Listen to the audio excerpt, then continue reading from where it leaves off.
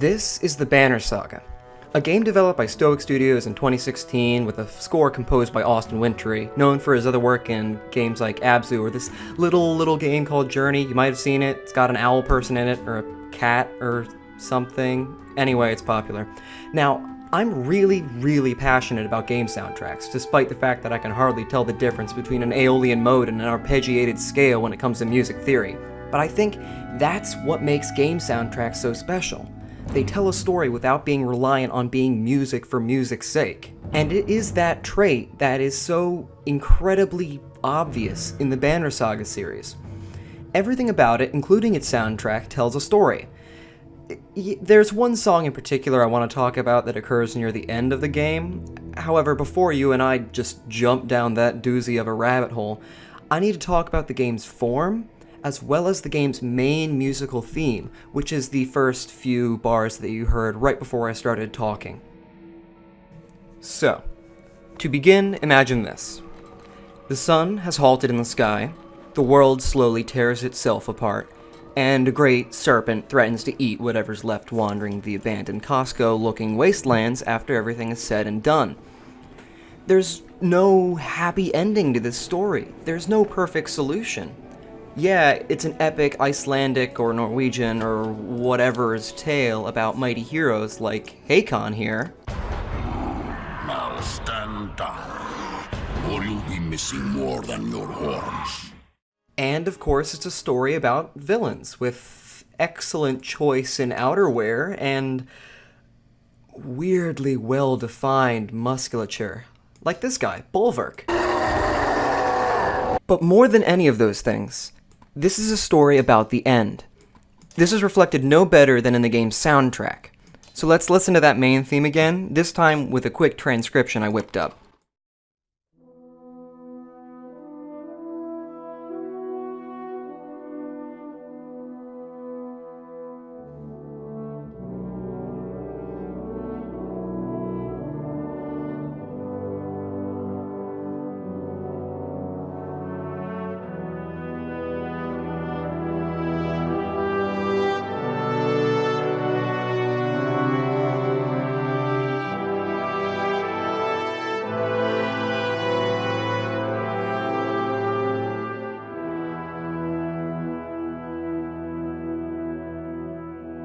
Hear how the open texture and generally upwards trend of the piece lends itself to a more triumphant tone, despite the minor key. It's bittersweet almost in feeling. Now compare that piece, called We Will Not Be Forgotten, to this upcoming piece, the theme to the third game, called Steps into Memory.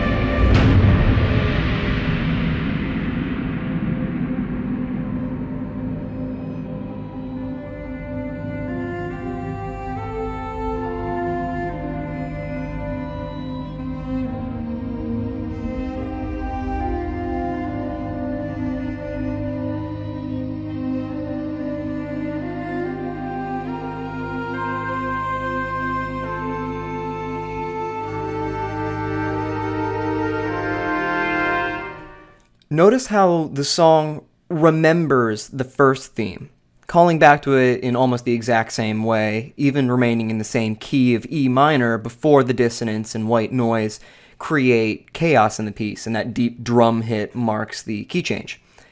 Dissonance already creates unease within the listener, so using this in conjunction with a change in both key and instrument greatly influences the audience. This song is substantially more hopeless and bleak in tone than the first one, and that fits, as the Banner Saga's third game in the trilogy is perhaps the most dark of the three. So, now knowing how Austin Wintory uses the main theme of the Banner Saga to elicit emotion within the listener, and to accurately portray the events of the plot in a musical form, I'm now going to show the last moments of the first Banner Saga game. This marks the funeral of one of the game's main protagonists and a tonal shift for the games to follow. The song that plays, called We Are All Guests Upon the Land, is not only a sort of funeral dirge for one of the many heroes of the story, but is also, and possibly ever more so, a reflection of the story itself. It starts off pretty simple, just a single voice lamenting the loss of one hero, a father, and a friend.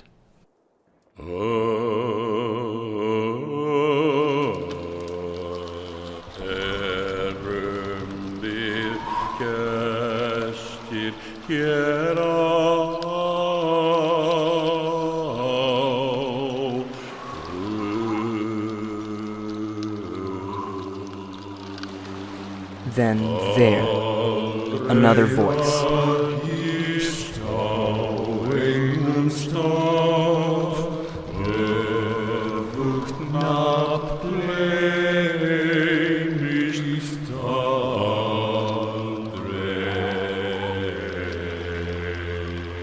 Already we hear a greater depth to the song, and now, strings and percussion.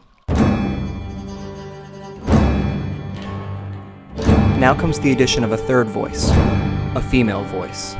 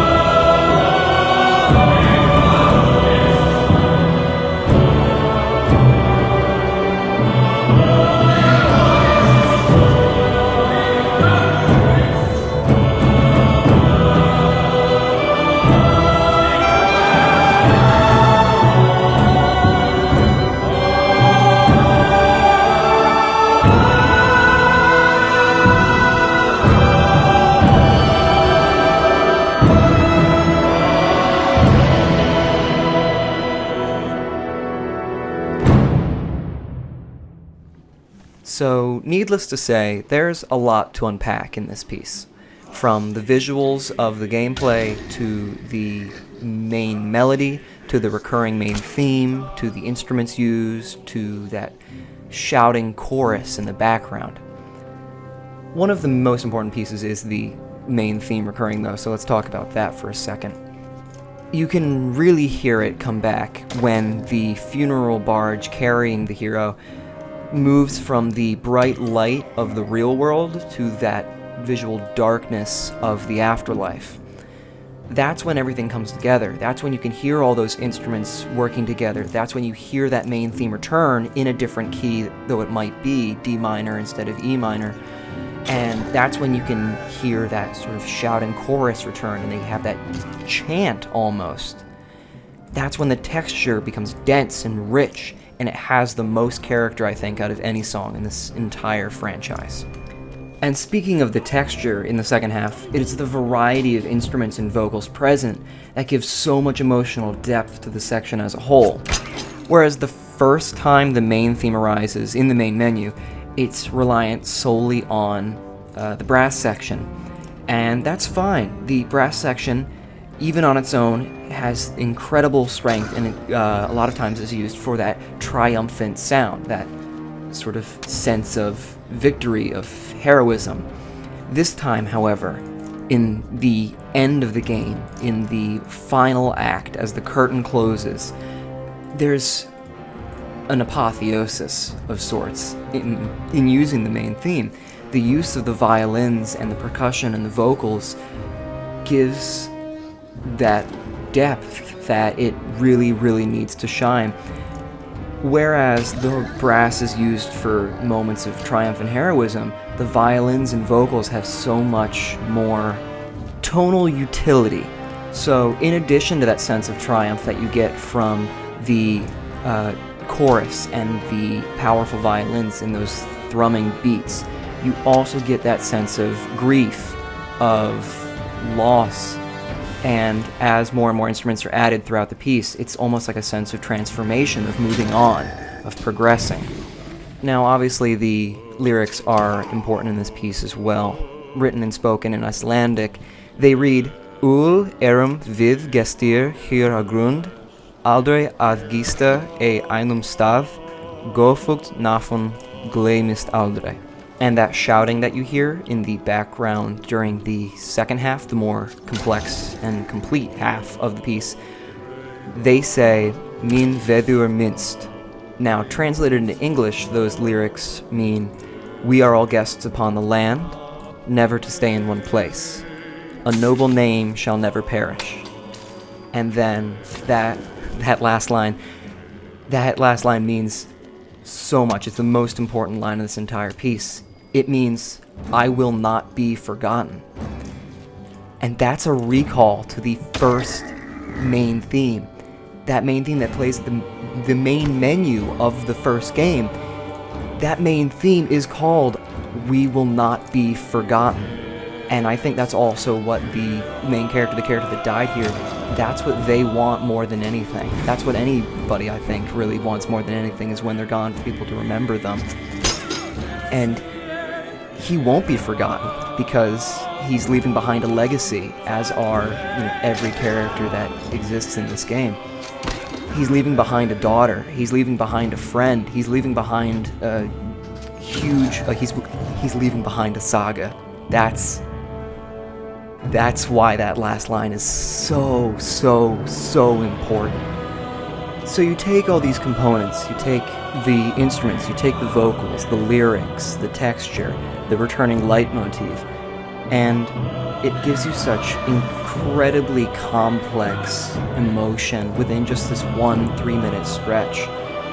And though you need to understand a lot of the story behind it in order for you to really draw a lot of the power out of it, I still think there's only one word that can really describe it, and that's bittersweet.